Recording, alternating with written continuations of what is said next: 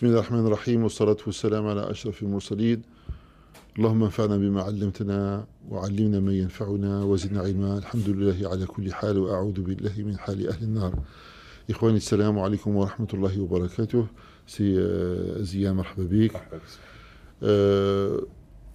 Il faut commencer tout de suite et se jeter à l'eau vu le nombre important de messages qui nous arrivent. Ils sont tous importants pour ceux qui les ont envoyés, c'est indéniable. Ils sont importants aussi pour nous. Mais je l'ai déjà exprimé, je le réitère encore une fois. Il nous est matériellement impossible de répondre à l'ensemble des messages. Il faudrait nous en excuser. Nous n'avons pas d'abord la prétention de tout savoir, de tout connaître et d'avoir réponse à tout problème. Nous essayons de ramener dans la mesure de nos connaissances les éléments de réponse nécessaires pour vous tranquilliser, pour vous rasséréner. J'essaye, dans la mesure du possible, d'opter pour des questions nouvelles auxquelles nous n'avons pas répondu jusqu'à maintenant pour pouvoir faire profiter un maximum de téléspectateurs et de téléspectatrices des réponses que nous formulons. Je commencerai par ce mail.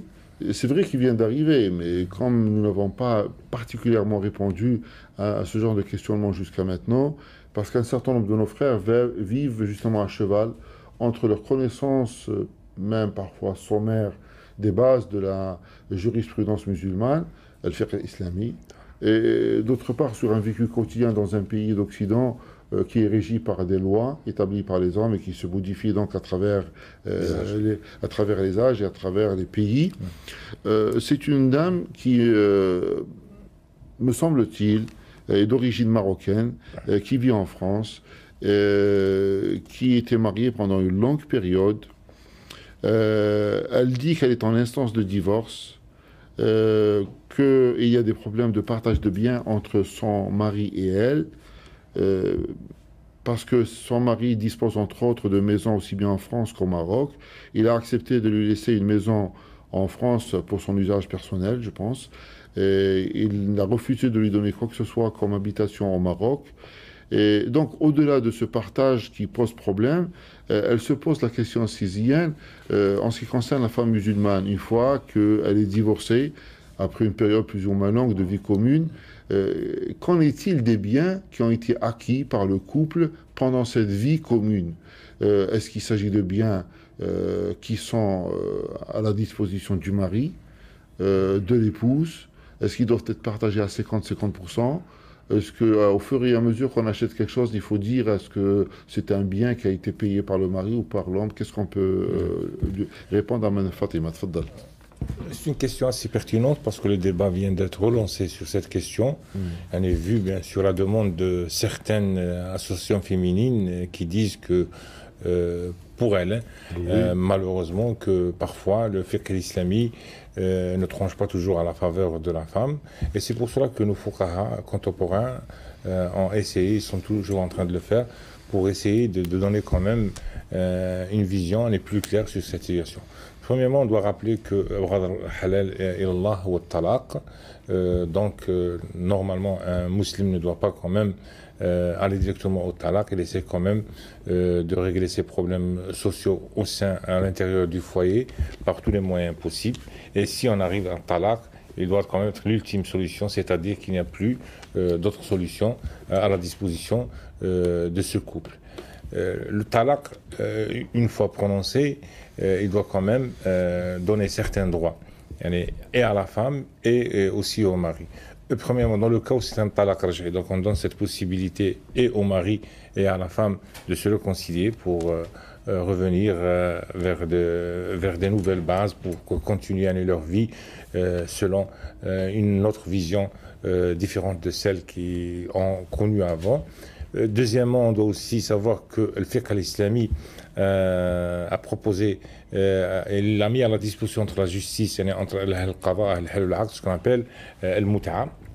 Cette mut'a n'a pas été définie par le fiqh al-islami, donc elle est laissée à l'appréciation de al-qada qui va la définir en fonction des paramètres qui sont à la disposition du juge ou bien de l'instance judiciaire. Et certains de nos fuqaha sont en train de revoir cette question sur de nouvelles bases, en disant que dans le cas où le mariage ou le divorce va se faire, où il s'est fait après 1 ou 2 années de mariage, de consommation. Et parfois, le divorce arrive après 40 ans, 35 ans de vie. Et ils ont dit que, dans ce cas-là, elle fait mais couche injuste, c'est-à-dire il met à la disposition du juge pour essayer d'apprécier de manière à essayer de couvrir, de protéger cette femme. On doit en tenir compte aussi de certains paramètres que nous avons développés tout à l'heure à la marge de l'émission. Nous avons dit que la vie n'est plus régie selon des bases de solidarité sociale, c'est-à-dire la femme elle peut se retrouver ailleurs. Et c'est pour cela que certains de nos fuqaha disaient que la justice peut aller jusqu'au point où indemniser la femme de manière à être protégée dans le cas où elle va se retrouver seule après 20 ans, 25 ans de mariage. Revenons à la question des biens, de la partition du bien. Avant, on considérait toujours que les biens, on les considère du côté de Ahl al-Asaba, c'est-à-dire c'est à eux d'hériter tous ces biens-là, parce que la femme, elle ne fait que consommer et gérer partiellement ou bien à distance. Maintenant, on voit que dans la vie actuelle, la femme parfois participe, dans le cas où elle travaille, parfois dans le cas où elle fait quand même un travail à domicile, et par sa bonne gestion, c'est-à-dire qu'elle essaie quand même de faire des économies.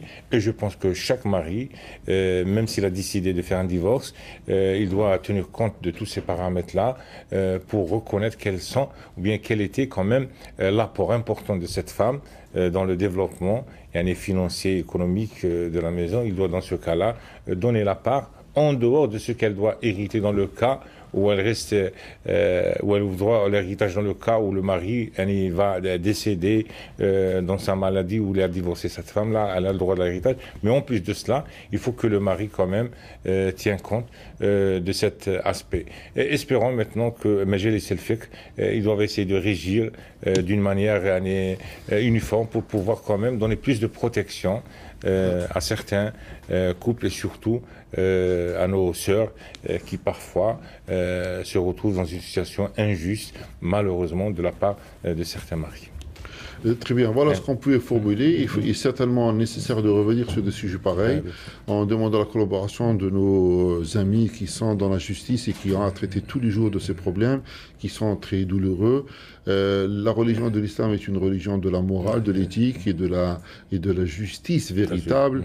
Il ne faudrait pas, sous prétexte d'appliquer des lois partielles, oublier, si je peux utiliser le terme, les bases fondamentales de la religion.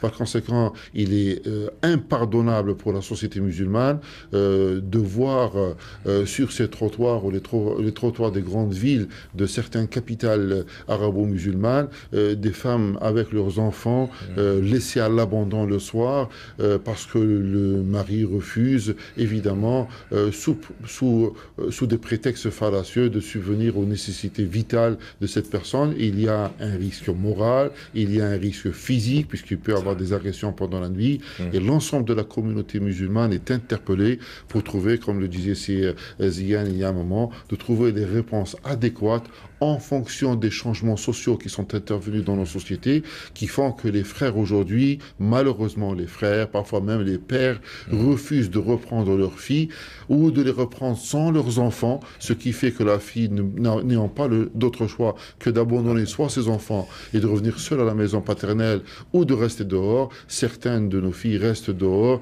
parce qu'elles n'ont plus personne pour pouvoir couvrir leurs besoins. Voilà ce qu'on pouvait en dire. Une autre question, c'est Dalia, qui est à Paris, qui est une universitaire, qui a réussi dans ses études. Elle a fait un 3e cycle, elle a une 40aine d'années.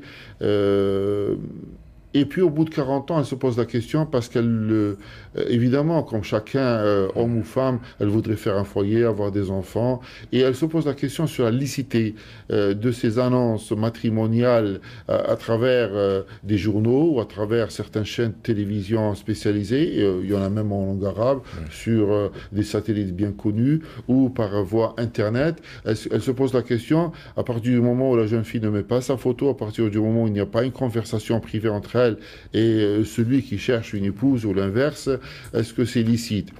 Évidemment, c'est un procédé qui n'était pas connu de nos sociétés. Je pense que et nous en avons discuté avant de répondre à cette question. Je pense que parfois les gens oublient un certain nombre de sujets fondamentaux. Et ça rejoint la réponse que nous avions donnée à Madame Fatima il y a un moment en ce qui concerne le divorce. Lorsqu'on se marie, et c'est la culture musulmane, on ne prend pas uniquement un conjoint. On essaie de voir d'où est sorti ce conjoint. La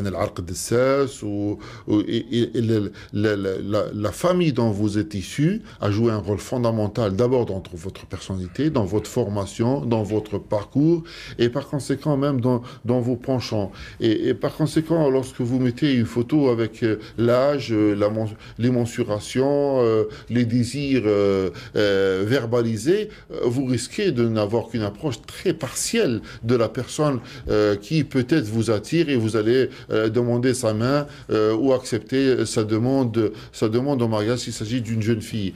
C'est une méthode qui n'a pas l'aval du bon sens et du comportement habituel et traditionnel dans nos familles. Vous avez justement, c'est pour ça qu'on fait, comme on le dit en Algérie, une fatha avec une présence importante des hommes comme des femmes pendant cette cérémonie pour que les gens se connaissent, pour qu'ils puissent discuter, pour qu'ils voient quelles sont leurs visions de la vie. Est-ce qu'elle est conforme? Est-ce qu'elle est adaptable? Est-ce qu'il y a des chances de réussite à ce que ces deux jeunes puissent faire une famille qui tout de même arrivera à tenir la route et à maintenir un certain équilibre?